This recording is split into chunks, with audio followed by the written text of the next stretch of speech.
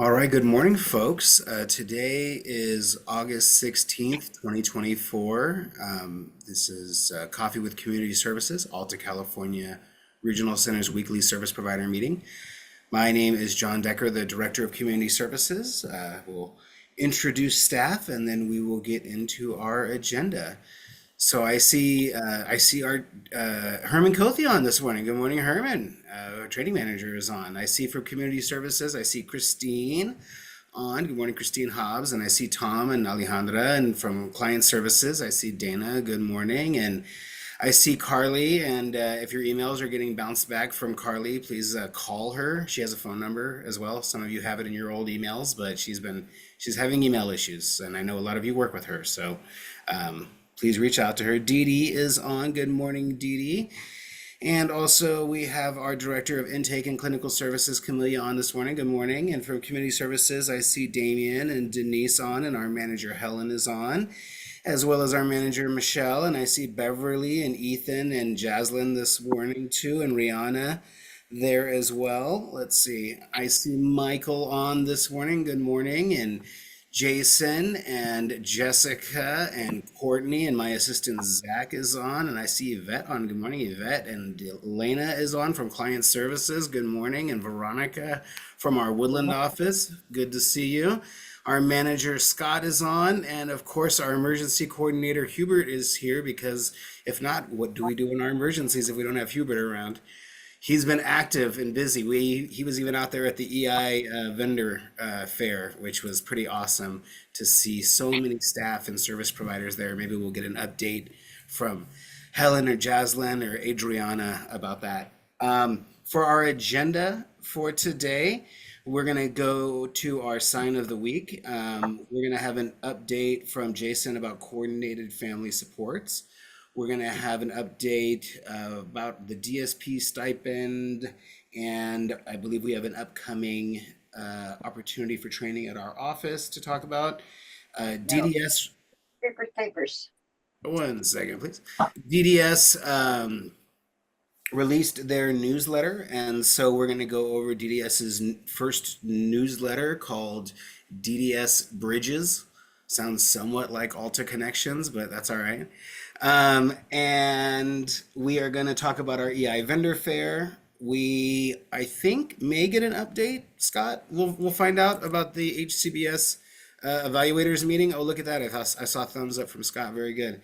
And then we have some upcoming vendor forums that we want to go over and talk about. And then we'll find out if anyone from clinical or case management has any updates for us too. And of course, we can see if Herman has any updates to it for us as well, as always. Thank you again for joining us. I'd love to throw it over to Michael now for our sign of the week in Deaf Culture 101. And remember, this is an activity that we all do together.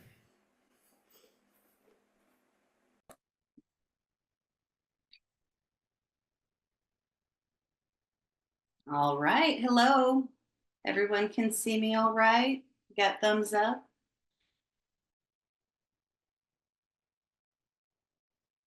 One second here. Okay. Well, good morning.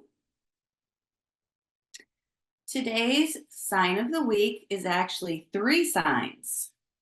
It uses the hand shape. It's just modified a little bit. So we're going to do write, read, and as well art. So we start with this hand. It's a flat hand, kind of like paper, a piece of paper, if you will. And you use, if your dominant hand is the right, it would look like I'm signing. So write is very similar as if you're taking a pen or a pencil and writing something on paper. The sign for write looks like this. The next sign is read. We keep our flat hand shape just the same. And we use, on the other hand, a V shape to signify your eyes as if you are reading a page, a piece of paper, or a page in the book. This is a sign for read. The third sign I'm going to teach you uses the same flat hand, and we use the I shape, and we're going to draw out a Z with your pinky finger like this. That is a sign for art. So I'll repeat those. Write, read, and art. Good job, everyone. Great.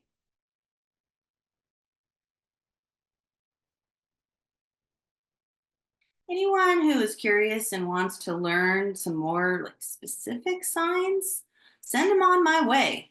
You can send a message in the chat even if you would like.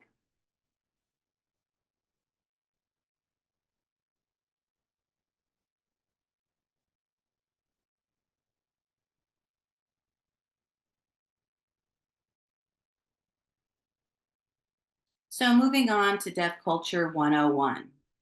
The question to discuss to you today is, can deaf people drive? I get asked that, from time to time, and the answer is, of course, yes, deaf people can drive. There's been they study, they practice, they get their license, and they're drivers.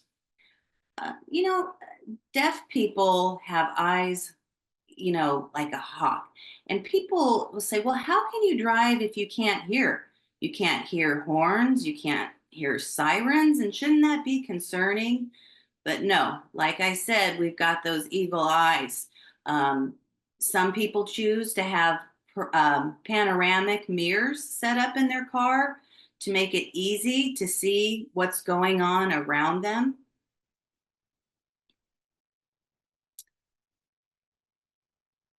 And it's been said that deaf people have a sixth sense when they're driving. They're very visual and they're very attuned to their environment. They're very safe drivers. So you don't have to worry. If you see someone driving on the road who is deaf, don't worry. I'm sure they're a safe driver. And like I was saying, panoramic mirrors sometimes are installed in their cars, or sometimes enlarged mirrors as well.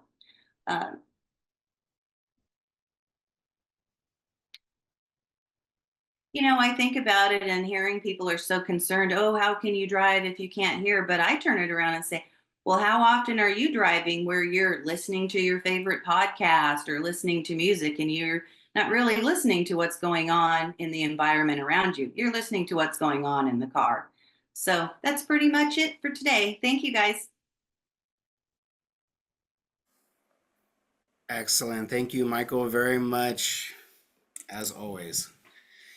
Please take Michael up on his offer that is in the chat. He wants to know what signs you want to learn about in these meetings. And so, and for those of you that are staff, we'd like to be able to have that for you as well. These go out on YouTube in addition to being done in this meeting. So again, thank you very much, Michael. All right. Coordinated family supports. I think it's going to be Jason, our lead community services specialist. Good morning, everyone. So I'm going to talk a little bit about coordinated family supports. So it's still a program that's in pilot, and we currently have 4 providers, and we are definitely looking for more. With coordinated family supports, there is an 11% incentive program going on with that right now. So if you would like to be a provider for coordinated family supports, please reach out to me. I can, talk more about it. So with coordinated family supports, it's service code 076. And the service description is that, the clients who are eligible for this service currently live with the family and are 18 years or older. And with this service, they provide supports to the client and their family as far as accessing generic resources, coordinating consistency across training, assisting with scheduling, transportation, a variety of different services that clients who are receiving, who live independently, maybe getting with independent living services as well as supported living services. So if you are interested in becoming a provider, I'm going to go ahead and put my email in the chat. And I'm more than happy. I have a PowerPoint presentation on this service as well, and I'm definitely happy to meet with you. Perfect. Thank you very much, Jason. Let's stop sharing my screen there. So you can please go to DDS's website. As you can see, there's extensive information available. We get the processing of the incentive payments, and when we get those, and we know that a special check's going to go out to a service provider, we want to spread the opportunity to others. We want other people to know that right now, if they're offering this service. I'm sorry, Jason, can you refresh what did you say? How many do we have in process right now? So we currently have 4 providers. We have 5 letters of interest right now. 2 of them, one of them is almost completely done. And I've got 2 that are in the second draft of the program design right now. And then the other 2 are kind of just beginning right now. So There's a question in there about how the incentive payments are, like what they're keyed off of. Do you know, Jason, specifically how you earn is it based off of the amount that's billed? I believe so, yeah. So you would be reporting your numbers to DDS, and then DDS would be letting us know, and then we would be issuing the incentive payment. So in essence, it just gives them an 11% higher rate. Is that the way it works? That's correct. Yeah.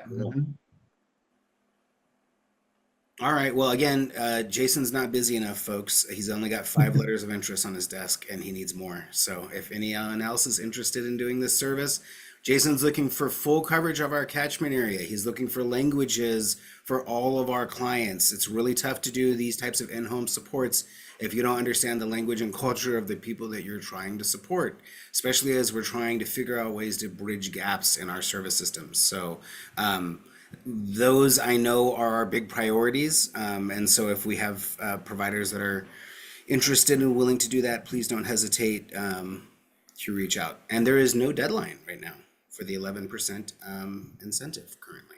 Awesome. Excellent. Thank you very much, Jason. Let's see here. So, Michelle Duchesne, I don't know if you want to share your flyer or if someone else does, but I'm going to make you a co-host and wonder if you could just give folks an update on the DSP stipend. Yeah, I'm going to go ahead and share my screen. Can you see that okay? Looks great. Okay. And I'll turn it over to Alejandra just to let us know how many, I'll give her a minute to pull that information up, how many openings we still have or what our scheduling looks like for the 29th. So just reminder that the DSP stipend was extended to the 31st of August. So we have 16 days left in this process, excuse me, for the stipend. So we're again holding another workshop, just allowing staff to come in if they don't have internet, if they need assistance with the trainings. We are offering iPads, Chromebooks.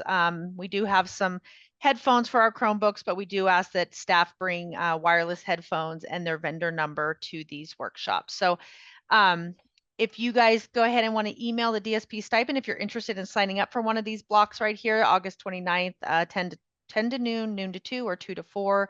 And Alejandra, I'll let you do, how many do we have open? I know that we have the end of the day is pretty booked, but if you can kind of give us an update there. Yeah, so currently we have 4 spots for the 10 a.m. to 12 p.m. and then 19 spots for 12 p.m. to 2 p.m. and 5 spots for the 2 p.m. to 4 p.m. Thank you. So again, if you guys have any questions, you can always reach out to that inbox. And just an update for providers. We spoke with accounting this morning. The last DSP stipend payment was processed the 14th of this month. So those should be going, those have gone out. And that's it. Hey, real quick, we've got about 60 or so providers that are on. I'm going to guess that there's still a few providers that are just not sure about this, not sure if the training would be worthwhile for their staff. Alejandra, would you be able to talk at all just about the DSP stipend training? Is this something that is beneficial for staff from your experience? Yes, of course. I feel, and I actually got feedback about it as well, saying that the first one, the Code of Ethics, is very beneficial to watch, and it's actually enjoyable as well. They did a great job with it for both videos, but the Code of Ethics is definitely something that everybody should watch. Excellent. Thank you very much. Not a lot of folks have the actual experience with the materials, so thank you. You're welcome. All right. And any questions about that? You guys certainly know. Are rep payees available? We have been told in the past no. Michelle, my understanding is that DDS is very broad in who they want included in this opportunity. Um, is that one that we can connect with them on separately, maybe? Yeah, I can definitely, if you guys have questions, I'll put it in the chat, and I also can share our flyer that shows the parameters and the eligibility. One of them is 10 hours average of direct support. So that's where payees may not, I'm not sure the direct support piece there. So, but I can definitely support and look into that for you. I know we definitely had discussions with the department about, our transportation providers, and their drivers are providing direct support. They're with our clients, they're providing direct supports to them, while they're taking them to and from, their day programming. And it's a little extra money for folks, and it's also a great opportunity to build in some real basic competencies, maybe in some new staff as well. So appreciate all the promotion that you guys are doing. We don't have number updates from DDS. They haven't given it to us, but I know that we're continuing to see increases in our vendors doing it week after week. All right, thank you very much. I'm gonna now shift over. Thank you for putting that in the chat there, Michelle, as well, for those that have questions. The Department of Developmental Services, I'm gonna switch over to their website real quick. I'm gonna share my screen with their front page. All right. Everyone's seeing DDS's website there? All right. Jaslyn shook her head first. Perfect. So the Department of Developmental Services announced yesterday, and then it came out just a few minutes later, that they have adopted their new newsletter that they're going to be sending out. And I hope folks are maybe signed up on DDS's website and got a copy of that when it went out. But DDS continuing to want to provide good updates to folks throughout the state about what their important initiatives are.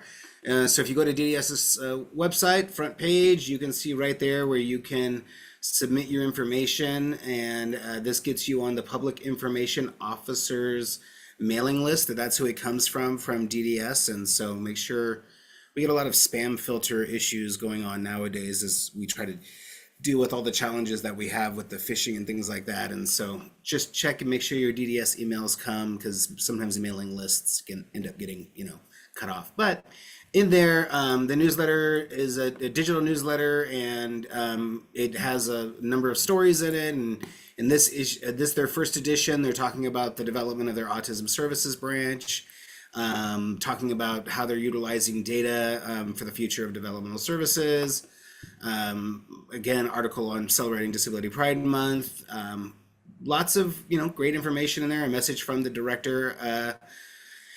And information on their workforce initiatives. So just want to encourage folks, these are all things that we talk about relatively regularly in these meetings as well, and try to keep you up to date on things. But again, when DDS puts out things like this, it gives you an idea of what their largest priorities are, the things that they're wanting to make sure that the stakeholders are aware of. And I always say, if you want to be a service provider, it's really, really important to be in line and understanding what's going on statewide, what's going on. And that's why we create this space here at Coffee with Community Services to go over things like changes across the state and developments. With that, the work groups have begun meeting for the master plan for developmental services.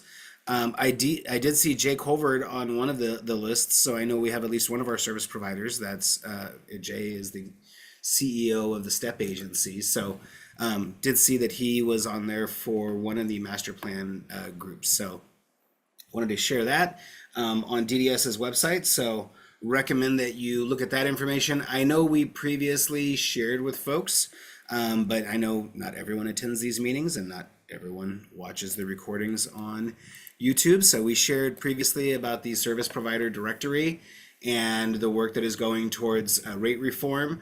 I will repeat it again, and we're just going to continue sharing this information. Hopefully by now, service providers are all been contacted by the department representatives trying to get updated information so that we can get everything validated in the service provider directory.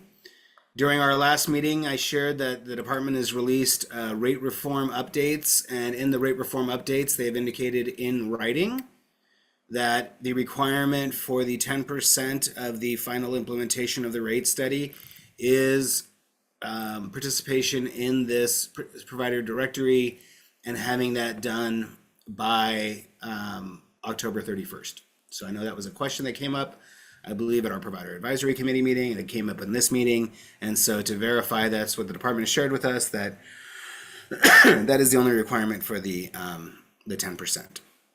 So I want to see if anyone has any questions. One of the things that I believe we updated last week as well is that we did receive a list of service providers where the data had challenges crossing over from our SanDisk system over to the new system. And so I believe, Michelle, our staff are still kind of manually working on doing those updates, right? And getting the information over? Is that right? Correct. Yes. Okay. Yeah. We're submitting that information to DDS by the 23rd.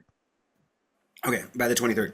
And the reason for this, well, there's a lot of reasons for this. So again, the faster we get this information updated, the faster we can do, in essence, the final verifications that everyone has been given an opportunity to be able to get their 10%. It's really important for the regional center, for all of our service providers to have an opportunity. We've heard in this meeting that it is not the most onerous thing in the whole wide world. Andrea Kroom shook her head saying, it wasn't too bad, Andrea? You guys have, but let me ask if you could please unmute. How many different service codes do you guys have, or how many different vendorizations do you guys have, though? 7. Okay. So, And then, and are you guys, remind me, are you just with Alta, or do you guys have any vendorizations? we're not.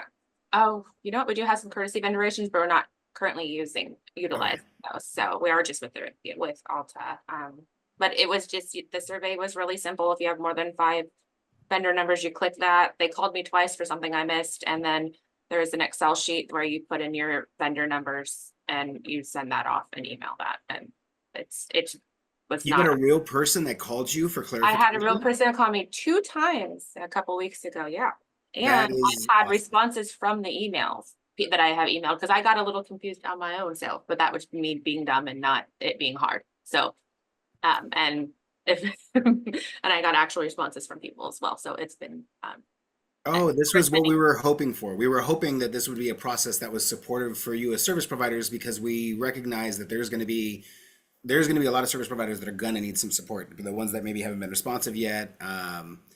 Let's see. Jay does not seem to be having the same experience with the STEP agency. Jay, what's been the experience?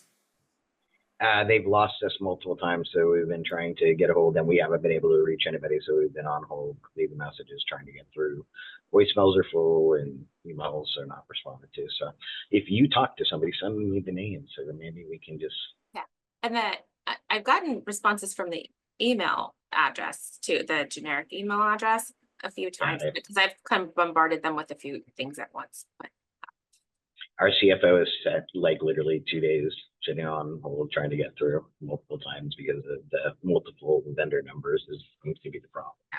I do have more than one EIN number. I've heard that might be a little bit difficult too from other folks. So I think maybe, or at least I heard that from the person on the phone too, because we chatted for a bit, but I didn't. As long as we get you guys pushed through by October, I feel like we're good. So knowing that everyone's getting contacted, knowing that there seems to be at least an opportunity for the back and forth support, hearing from some folks that, I know on my own had shared that they've got vendorizations across multiple regional centers, and Michelle was able to get it done. So just want to encourage all of you providers that are on to please be responsive to any emails and phone calls.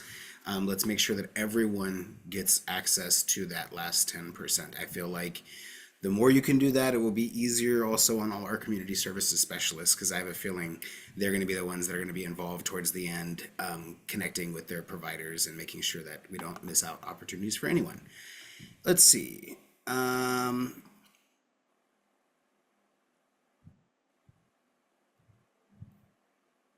All right, so it seems like the STEP and UCP are on the naughty list for the DDS contractors, and In Alliance is on the good list, and that's why they're getting responses back. Oh, look at that! But Andrea's gonna thank you very much for sharing some resources there for folks. So Eric looks like he's having a little bit of a different experience as well, kind of similar as far as the back and forth with the contractor Protiviti. And so thank you for this, because people also will reach out to me and ask how it's going. And so I think it's good to be able to give feedback to the department, which I'm sure you guys are also not shy about giving feedback to the department about it. Eric, anything else, thoughts on this one? They were wonderful. I only went as a large provider, it was like one page, it was like 8 questions, and then they're like, we're just going to call you.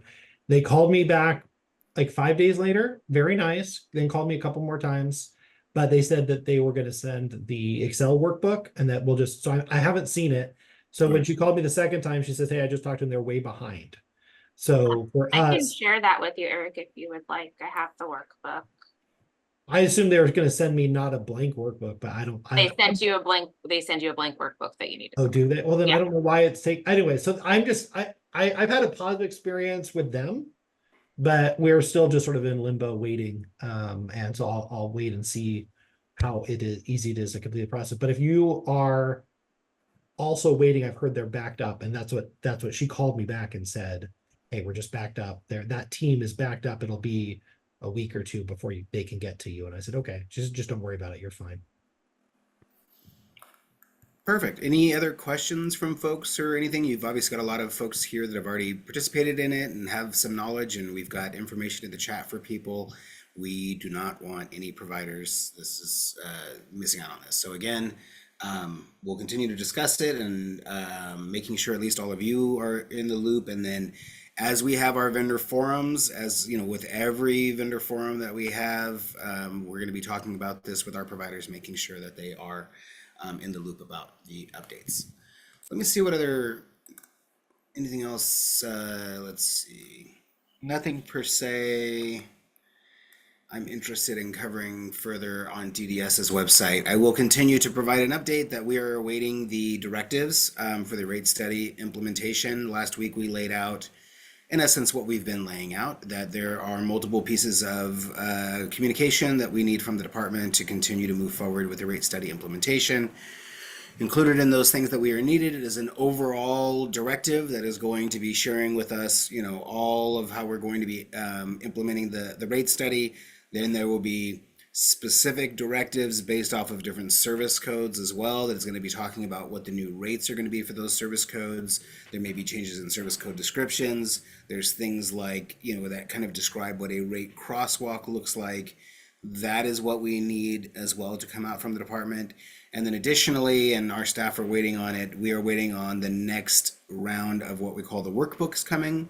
And the workbooks are what we've used throughout the rate study to first determine things like the bundling and unbundling, figuring out what the determination of your rate increases are going to be throughout the process. What we're waiting for the round 3, I think, Helen, I think that's what they're called, the round 3 workbooks, is we are waiting for the updated rates. So we're told that we're getting updated rates that are going to be effective in January. So those are going to be in there in those workbooks.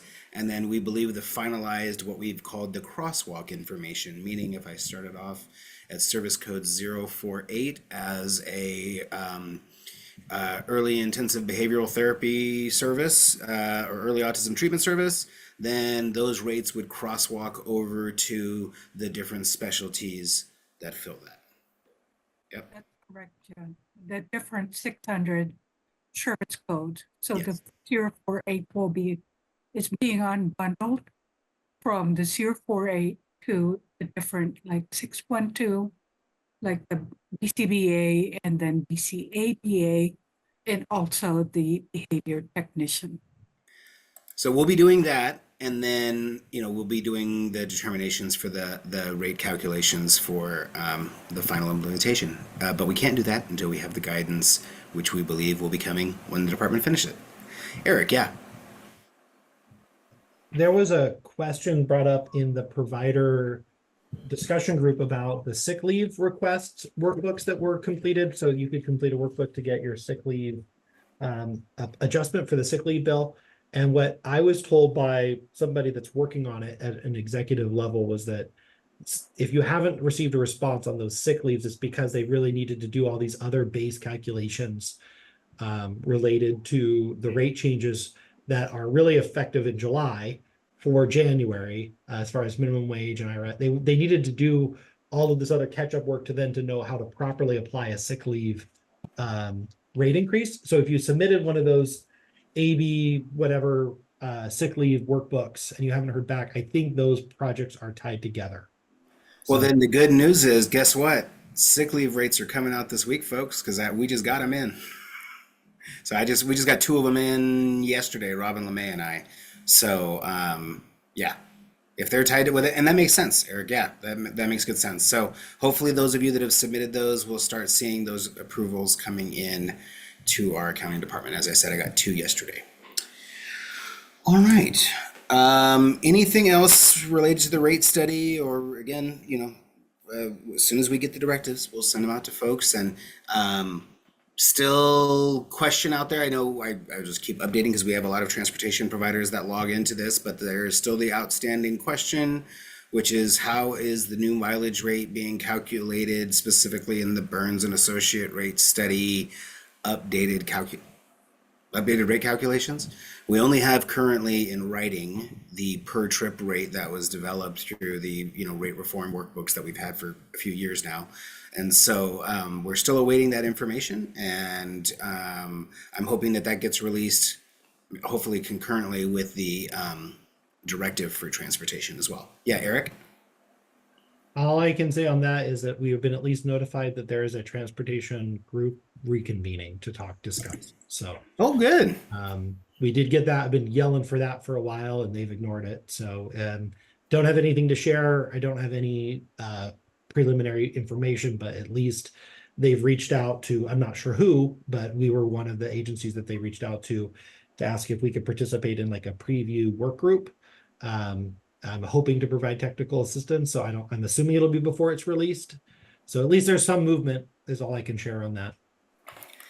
I continue to talk about this because it's the big fundamental change that we just don't know about, per se, the details. Like, we've got a lot of details about the other aspects. I think we've got an idea of maybe how the rates might be adjusted for January. I think we've got, some ideas that things aren't going to be that different for a lot of the service codes. It's just we don't have it for transportation yet. And as time marches on and it gets closer and closer to when we have to implement it, it just doesn't leave a lot of lead time for you as service providers to be able to give feedback on how it's going to impact you either at a statewide level or to provide impact to us as a regional center about how it may impact you and your own companies, and the ability to be able to continue to support, our clients, for example. So stay tuned. I'm very pleased to hear that Eric's going to get reconvened into hopefully that group there where they can actually share what the Burns and Associates new calculations are for the rate development.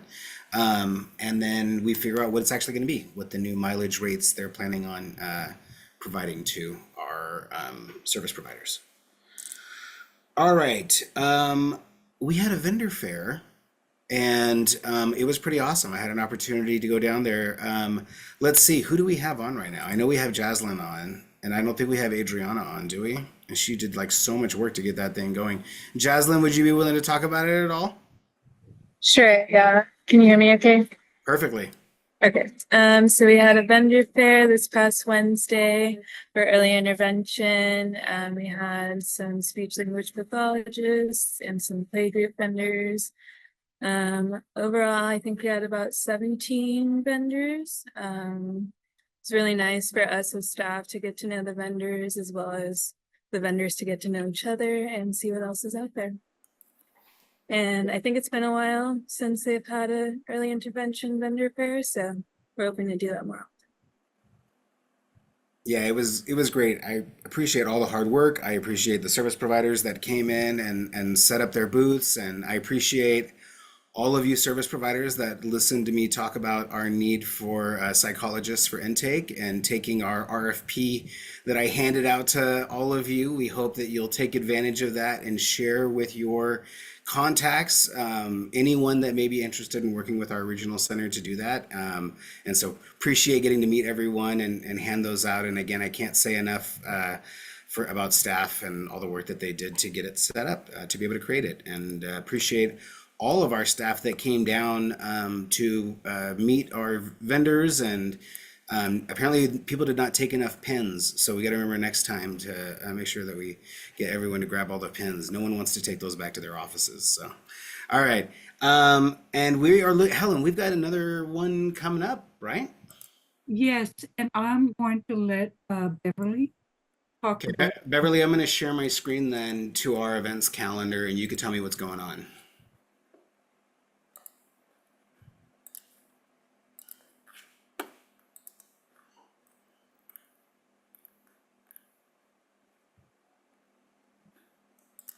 Maybe I can. Ooh. Beverly, can we hear you? Hello? So what are we Yes, gonna, hi, John. hey, so what have we got coming up here? So Tuesday, August 27th, we have another behavior services vendor fair. This one will be from 10 to 2 in the Redwood Conference Room. We still have plenty openings, so you can go ahead and scan there if you want to go ahead and register for a free table. And then I also included the flyer as well as the link in the chat.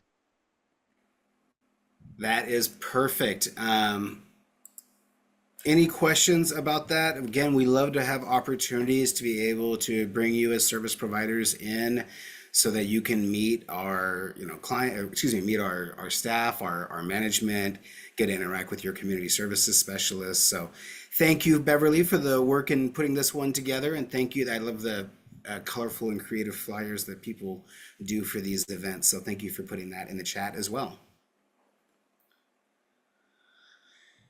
All right, and let's see. I believe next up, Scott, do we have a kind of an overall update on HCBS or HCBS evaluators update? Yes, we do. And with that, I think I'm just going to pass it over to Kylie. I'm a little under the weather and nasally today. So Kylie Draper is one of our HCBS evaluators, specialists. And Kylie, take it away. Good morning, everyone. So I am so ecstatic to announce that this week we are at 90% of sites visit, or 98% of sites visited. So it's a huge jump. We're so close. With that being said, we're 500 out of 510 sites complete. So we're still getting those remediation plans turned in, and my group, Marty and Alicia and Chris and Yvette, have all put in tons of work. So shout out to our group, but also the providers have been amazing. You guys are turning in those remediation plans and working with us, and we still have yet to write a cap.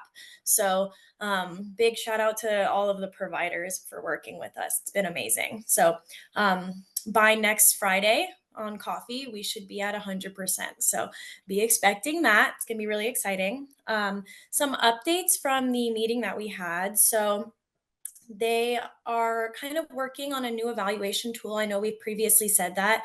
Alta is going to be working with other regional centers to put input on what that tool is going to look like. And that's going to be nice because it's going to streamline the process moving forward for ongoing evaluation. So across the board, they're going to look very similar at different regional centers. So that's exciting. With this tool development, this will also be affecting the frequency of these visits, how often we're coming out, standardized training, and ongoing training and support. So a lot of exciting stuff in the HCBS world. We're not leaving. This is not the only year this is happening. Can't get rid of us yet. Additionally, they are with heightened scrutiny visits. They will be requiring additional feedback to check for compliance. This time around, we didn't have any heightened scrutiny settings, but for the next evaluation, we will be including those in there. So we can expect that next time. Ongoing HCBS monitoring will include an expansion of service codes. So this is extremely exciting. This is going to include ILS, SLS, one-to-one supported employment, SDP. But the review and monitoring process for these different service codes is going to look a little different to show compliance. And what that's going to look like is kind of still being determined. So that's up in the air still, but knowing that we will be expanding clients' rights across different service codes is very exciting. All settings ongoing must be HCBS compliant and focus on client choices and client experience. So like I said, we're just going to continue chugging along here and expanding clients' rights. And yeah. Excellent. Thank you very much, Kylie. Again, I think being able to set a plan so many months ago and being able to watch staff be able to just steadily implement the plan has been awesome. And we've been able to really build up the competencies again of our staff by having, these experts going out and doing these evaluations. And we're looking forward to what the next phase will look like. And it's exciting that we get to help define what the next phase is going to look like. And if I was some of you service providers that work with multiple regional centers, I would be very happy to know that you might get a consistent evaluation from one regional center that borders another regional center. And so the work that Kylie and her peers are going to do is going to help ensure that we have some of that statewide consistency. Awesome. Thank you very much. Amazing numbers. I had an opportunity yesterday to meet with DDS down in Costa Mesa for the ARCA executive meetings, and they were very pleased with the statewide progress as it relates to HCBS. They really feel like the regional centers have stepped up to the challenge. And again, we have a time frame through the end of the calendar year to get through all of these plans of correction and deal with all of the issues that you just heard Kylie say we're really not having. And that is the thing that I appreciate Kylie commending you guys for that, because you guys are resolving the issues when they're being identified in a really timely manner, and that's allowing us to make sure that we get the the most compliant, appropriate services for folks. So thank you guys. Excellent work. I want to just jump over because I always like to make sure I hit on the calendar, but Carly, we did an update to our social media, and I don't believe we shared the DSP Collaborative website now that we have all of the new information on it. I don't think we have yet. I don't think so. So we have some changes, and you wouldn't necessarily see the changes on the front page of the website yet. However, and help me figure out the things that I'm missing.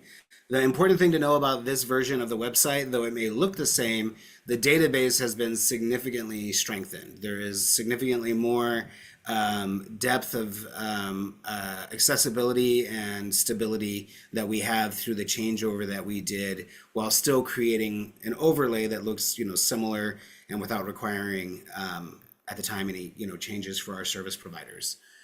We also did some changes kind of internally as well, right? We added some additional information in here related to some of the different careers. But more than anything, we have some changes here, right, Carly? Yeah.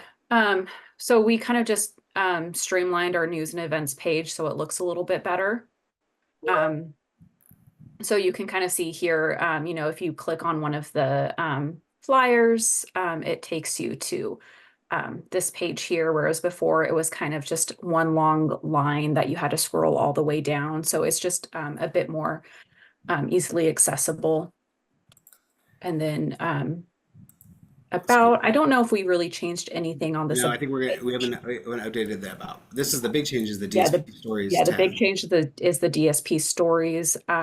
We worked with Joey Travolta and his agency to develop a lot of these videos that just share the stories of various DSPs in various different settings. So we have residential, we have I think there's a transportation one. Yeah, UCP right there, day program. So we have just several of these stories that kind of share from a DSP's perspective, why they choose to work in the field, what they love about the field. And then we have these videos from this World Cafe that we did a while back about why why become a DSP, what the benefits are, why they love their jobs, stuff like that.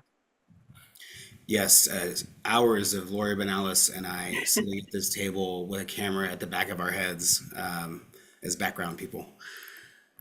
No, this was excellent. Oh, there's Tony Anderson as well back there. Yep, there's Lori's head. There's my head. That's our contribution, was we got to be the background people in the cafe for the filming. We actually, the beauty of it was we got to listen to all of these DSPs be interviewed for it, and it was fantastic listening to the stories. So just want to encourage folks, you can check out that. We always want people to join our DSP collaborative. We will be updating folks. We did have a meeting recently, right, Carly, with our group, and there was some discussion about creating some searchable tabs within our DSP collaborative website. And so we're working on that. I'm gonna share my screen and navigate to it real quick, and maybe you can help describe kind of some of the changes we're looking at making. If I can find the front page. There we go. All right, so you can see this is the Sacramento provider list. We want to make it more accessible to job seekers. So we are working on implementing kind of these searchable tags that job seekers can use, so they can filter the agencies by, you know, if they work with children or adults, if they're offering full-time or part-time jobs, what the degree level is, things like that. So that if there is a job seeker who's looking for a more specific job, they don't have to filter through all of the providers on this list to find a provider that meets what they're looking for. All right. Any questions about that, folks? We did do a social media post on the DSP Collaborative Facebook page for this, and then I believe it got shared by our social media, or yeah, I think it got shared by our social media as well. So again, thank you, Carly. I appreciate all of your support as we've been making these changes. So providers that are doing this, we've got about 60 plus, I think around 60 just in Sacramento County providers. You will be reached out to, because we are going to need you guys to update your listings. I think it's time for us to kind of do a little refresh. We'll have you guys update your listings, and then with that, we're going to have you checkbox some categories of your services that you provide, your educational requirements for who you're hiring. Some of you hire, from non-high school all the way through doctorate level people. So we're going to give you an opportunity to be able to add a searchable tags like that. And then for those of you that are part of our kind of special work group, we'll plan on going over this at the PAC meeting, I think, a little bit more in depth, because we like to kind of land things at the PAC first.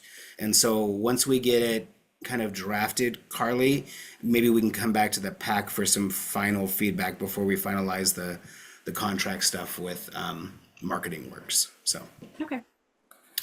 All right. Well, thank you, folks. Again, the DSP Collaborative is something that we certainly want to continue to support for all of you providers as you continue to deal with your workforce and hiring challenges. And we're still going to be looking forward to an upcoming job fair, I think, in the future here, and also, continuing our collaboration with Valley Mountain Regional Center.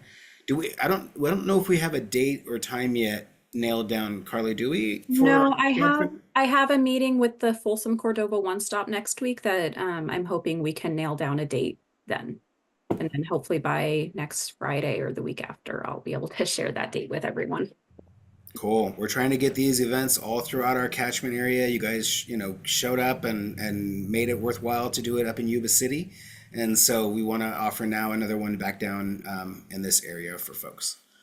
All right. And let's see. I did see, obviously Camellia is on here, and I saw Jennifer Bloom from Client Services. I don't know if you guys have anything else. I was just going to jump back into the events calendar to make sure that folks are aware of anything else that we've got coming up here in the next few days.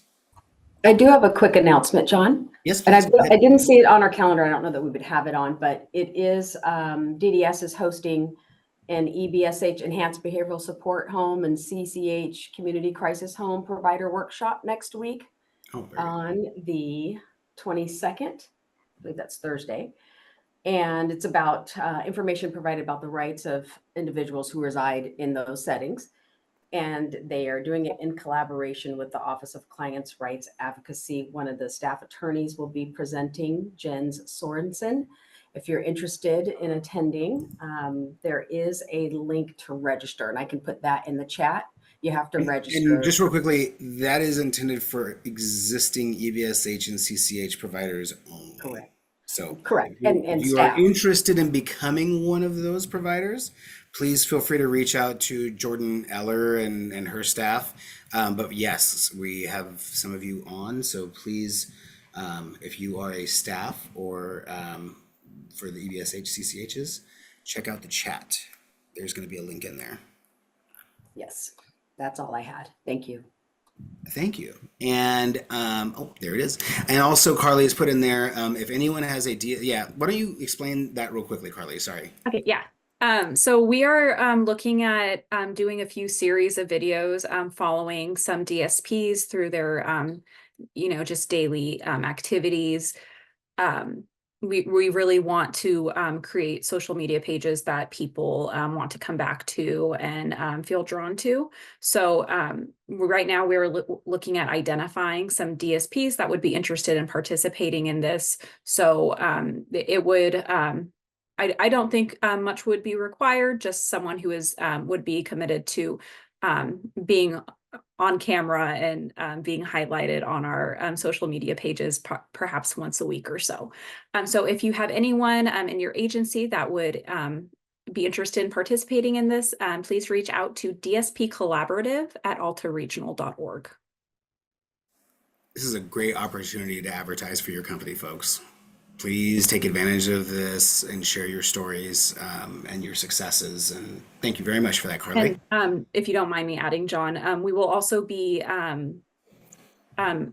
highlighting job postings for the vendors that are on our on dspcollaborative.org. So if you would like to be highlighted at some point, definitely make sure that you sign up. All right. And just real quickly, as we close here, we had an opportunity to do a community meeting. And in that community meeting, there was a presentation that was done related to social recreation. And so I wanted to know from this group, is that an interest of folks to be learning more about kind of an update on the status of social recreation, those services, service availability?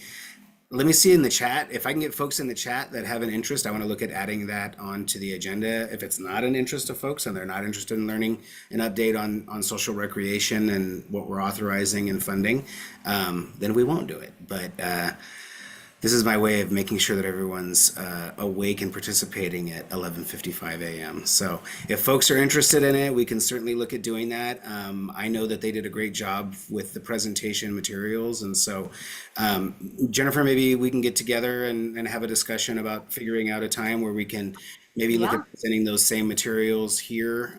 Because absolutely. We have a community-based PowerPoint. So we have our SC version and the community version. So we're ready to roll. We just need to pick a date and time. Awesome. Well, Okay. we need to pick a date.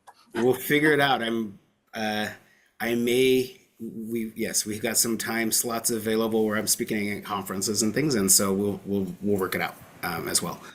All right. And let's see, Herman, any announcements? I went over the calendar. We've got, some exciting events coming up, but I think we've covered it. Michelle or Helen or Scott's not feeling too well. I don't want to make him talk. Anything else from folks? No, just a reminder that our next vendor forum is in person on September 3rd. That date changed for the day in employment. In person. We loved our in-person SLS vendor forum. Like, we need to keep this up. We need to get our transportation directive so we can do our in-person transportation one too. So again, please check out our events calendar, get all that stuff. Everyone have a fantastic weekend. We'll look forward to talking to folks next week. Take good care, folks. And thank you, interpreters.